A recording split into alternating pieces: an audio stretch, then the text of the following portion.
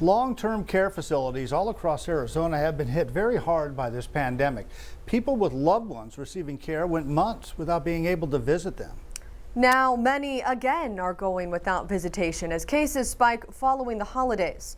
News 4 Tucson's Chorus Nylander has more in tonight's investigation.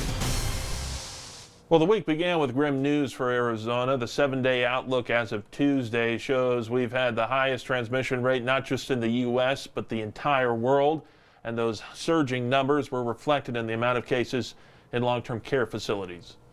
There are a few things like the bond between a mother and daughter. Marie Joyce has memories of the good times and the bad times. My mother got ill about a year ago. Marie was set on taking care of her 90-year-old mother, but then things got even worse. And before I could decide to move her into my house, she fell and cracked her hip.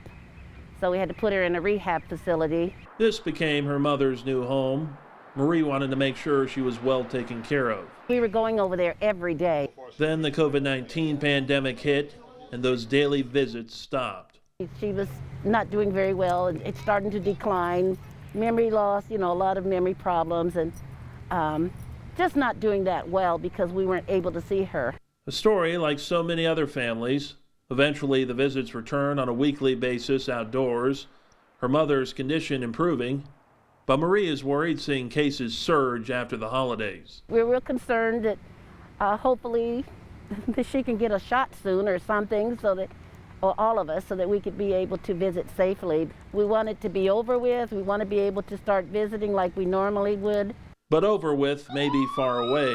Since the beginning of the pandemic, long-term care facilities have been ground zero for deaths. More than 92,000 residents in specialized care facilities have died nationwide, more than 860 of them in Arizona, according to the Center for Medicare and Medicaid Services. Right now, the nation is seeing a surge in cases and deaths after the holidays.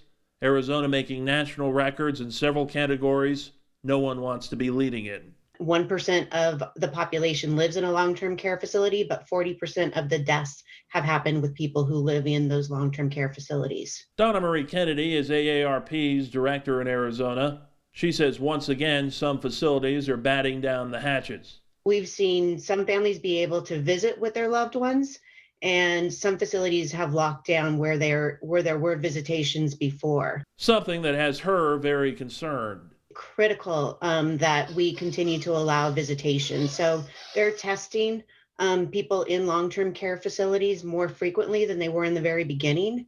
And so that's really important. But knowing the real scope of cases in local facilities is unattainable for many families. Throughout the pandemic, the state has not released data from long-term care facilities. Despite opposition, it hasn't changed.